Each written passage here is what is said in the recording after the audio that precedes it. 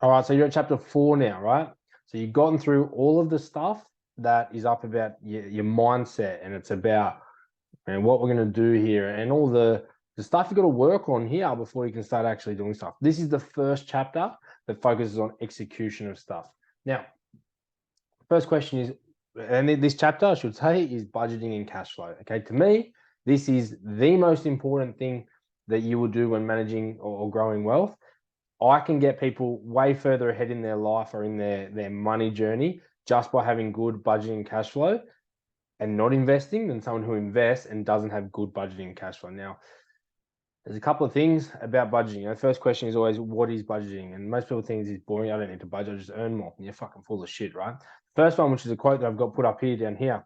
A budget is telling your money where to go rather than, or instead of wondering where it went, okay? So many people I speak to, they're like, I just don't know where my money's going. Well, do a fucking budget. Write it down, right? There's apps you can use now that'll tell you for you where it's going, but you really need to make sure you understand. Now, you got to understand as well that at the end of the day, a budget is just a piece of paper with numbers on it. Your budget isn't a real budget until what's on the paper aligns with what is actually happening in your accounts, okay? And that's what's really, really important. Now, budgeting cash flow, you get this sorted, your life becomes really, really easy. Because at the end of the day, once you do your goals and your strategies and all that stuff, it all boils down to just three things. I should go 3 things. That's how we do it, right? 3 things, 3 kings, right? So this is how the 3 things. You really only need to focus. You don't need to focus on your returns. You shouldn't be focusing on what are my super returns, or what super am I with, or what insurance do I have, or what investments are best. Fuck all that noise. The only 3 things that matter that you can control is how much you earn. Going back to last session, right? There's a cap on what you can do with what you're currently earning. You need to know what number you need to earn. So first thing is, number 1, how much you need to earn. Second one, how much you're allowed to spend on necessities, luxury, whatever. And last one, how much you need to put aside for the future. If you can break down off the back of your goals, you break down into your budget and into your account structure what those 3 things are, becomes very easy because you just set up your accounts every month, week, fortnight, whatever you get paid, you set them up with those 3 things and you'll be on track for your goals, right? Because if you're on track for 30 years, you break that down to your 6 months, quarterly, monthly, whatever, and you break that then down to each pay cycle. Your small steps is just chipping away. As long as you're doing the right thing each pay cycle to get you on track, then your 30-year goal is going to be on track, right? It's fucking not rocket science. So we're going to go through that today. There's another quote about budgeting, which I love more than the one that's there. It's just not as simple. And that is, a budget isn't showing you numbers. It's showing you what your values are. And that's wild, right? People always say, don't tell me what you value. Show me your budget and I'll tell you, right? So don't sit here and preach to me what your values are. Show me your budget, I'll tell you what you value, right? It's very easy. So when you think about that, are you practicing what you preach? Are your habits reflecting what you're talking about or what you think, right? That's why the money mindset was so important. So in your budgeting, why do we need it? Well, at the end of the day, we only have so much money, right? You only have 1 bucket of money that you're allowed to use. Now, if you don't control and manage that to the best of your ability, you're going to need an extra 30, 50, 100% more earnings to achieve your goals, right? It's about aligning your budget and your spending with your prioritization and your purpose. When we're spending, going back to that goal sheet that we started in the last chapter, when we're spending, it's not about good and bad expense, like I said before. It's about prioritizing. It's about spending the money on the things that you want to do. Now, if we look at that chart and we say, right, well, a lot of people do the old, I wish I could afford to go on holidays each year, but they go out every weekend and spend $200-300 on the piers, bags, whatever, right? Well, you can. You're choosing not to, right? It's about prioritizing your budget in line with your goals so that you don't look back and say that stupid shit. Okay, it's about purposeful spending to make sure that you're living the best life you can live. So about the long game too, right? So when we're talking about our budgeting and our cash flow, try not to think about, I've got to, if I cutting down. But the reason people don't have balance is because they think what they can do this year, right? Or if I stop and I don't go out at all, I can save 30 grand this year. But you know what happens? You go for 12 weeks, 3 months, saving really, really good, and then you lose your mind and you take those savings and you just blow it. And then we start the cycle again. Long game. Find it sustainable, like a diet, like nutrition. Find a sustainable way to proceed forward. Use percentages, right? When we talk about earning versus spending, now most people are either earners or spenders, and spenders are usually really bad at managing their money. Earners usually really,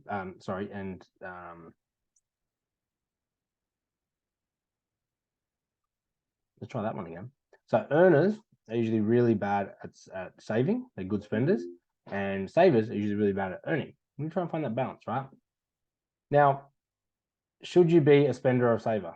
You shouldn't be either. You should be, I like spending plans. I like building spending plans which allow you to spend on the things you need to spend. But if you're an earner, then that's obviously your strength. If you can maximize your ability to manage your money, you'll fucking cruise, right?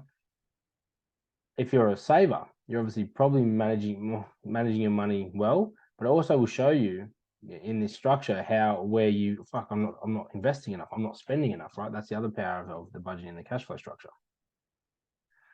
So it's important that we understand percentages, because a lot of people will set a budget based on numbers. Right? I'm going to save $1,000 a week or whatever. If you earn $1,000 a week, it's very easy to spend 1,300, and this is why your savings are dwindling, right? We need to use percentages. Now, the age-old adage of, you earn more, you spend more, and that's bad. That's not. You should. You're earning more, you should spend more, right? 100% you should. That's why we want to use percentages, because you can't spend more than 100% if you're allocating based on percentages rather than numbers. So if we spend on percentages, right, and we'll go through this in the next video, it's really good, because yes, you might have a 40% allocation to saving and a 10% allocation to luxury. And when you get a pay rise, it's still going to be the same, but that means you're going to have more luxury, but you're also going to be saving more, right? So we want to look at our earning and our spending need to be in a ratio to each other, not just numbers on the paper because it's fucking for the sake of it, right? Now I'll show you in the some of the documents we've attached here. So we've got some budgeting tools, which include a budget planner. Okay, that budget planner, there's two budget planners. There's Three Kings budget planner, and then there's the ATO's budget planner. If you're not too good with spreadsheets, use the ATO budget planner. It does the job, breaks it all down. But if you are, I would always use that one first, get a feel for it, and then take those numbers and enter them into the budget planner slide, a budget entry slide of tab on the Three Kings budget. That'll then automate into the other tabs, which is break down how much your luxuries are, how much your necessities are, how much is left over, and then it'll give you a tab at the end to show you what the breakdown of that is, right? So what percentages you are, how far outside the norm you are. Now, realistically, when we talk about our expenditure, we don't want to spend any more than 60% on necessity. If your necessity expenditure is going over 60%, you're either over leveraged, you've taken on too much debt, or you're living way outside your means, right? We want to be capping that at 60%. We want to be at least saving 20% of our money, and then whatever's left over, you can spend on whatever you want. If you can't hit those numbers, you need to spend less, or you need to earn more, or do a mix of the two. That then takes us to account structuring. So a lot of people want to run with one account, right? Money in, money out. Dog shit, trash, right? Because what that gives you is a false sense of how much money you have. We have bills that come out every year. People do the old, my Rego come out. I was doing really well, but then Rego comes out every year. Why the fuck didn't you budget for it? Like, it's not rocket science. Stop using that as an excuse. So what we need to do is we need to make sure our budget aligns with that. We allocate for our entire years of expenditure. We put that in, and we have a bills account, right? So your hub account, where your money goes in, you have a bills account, okay? And all your direct debits, everything comes out of there. It's all automated. Then you want to break down, have a little luxury account, which has a separate debit card that allows you to take that and spend that on your own shit, whatever it is, right? Once that's gone, it's gone. So yeah, automatic debit, X amount into that account. Then you automatically transfer X amount to a savings account. You don't touch that, that's your savings. And then you might also have a travel account or something like that. I'll show you an account structure in another video. If you want to break it down that way, it's not because you have it allocated, whatever. It's called a bucket strategy. The reason we do that is a psychological thing, first and foremost. If you've aligned your goals, right? So we've aligned our travel, our savings for a home or investments, whatever it is, and a luxury account. If you spend your luxury account and then you want to go tap and go on something else, you've got to consciously make the decision to transfer that money out of an account that you've told yourself is more important than what you're about to spend it on. It's another barrier to you keeping yourself accountable. Yeah. So we need to make sure that we have a bucket strategy, not just one account in and out. Even though you think that's simple, it is costing you way more than you think it is. And we can break that down further into offset accounts, that kind of stuff. But that's a simple solution behind it. So how do we go through the process? The first process is we need to document, right? So use the budget. So use the budget, document what's coming in, what's going out. Then we want to analyze it. Take a look to all the things that we could probably cut down on. Okay, so things that we could minimize. Review. You maybe try. You haven't reviewed that in a while, see if we can get a better deal. Try and cut some costs there. And then we want to cut out. Okay, what are the things we just don't need? Let's fuck it off, right? Let's get rid of some shit. After we've analyzed it, that will then give us our percentages, right? We'll redo the budget, go through the numbers, give us our percentages and our allocation. We then use the account structuring document or the account structure that I'll show you in another video. Go through the account structuring and we'll let our money flow and funnel through it that way. Then it's important that I would ideally, our clients would use our app, but you can use many apps. There's many apps out there. Our one is the Three Kings app, which people can use, but you can just even pay for a pro membership on that. But you've got stuff like MoneySoft, Pocketbook just closed down, you can't use that, but a lot of your banking systems as well, where your money will link into the app and it'll track it for you. But it's important, weekly, monthly, whatever works for you, that you review your budget to make sure you're staying on track, right?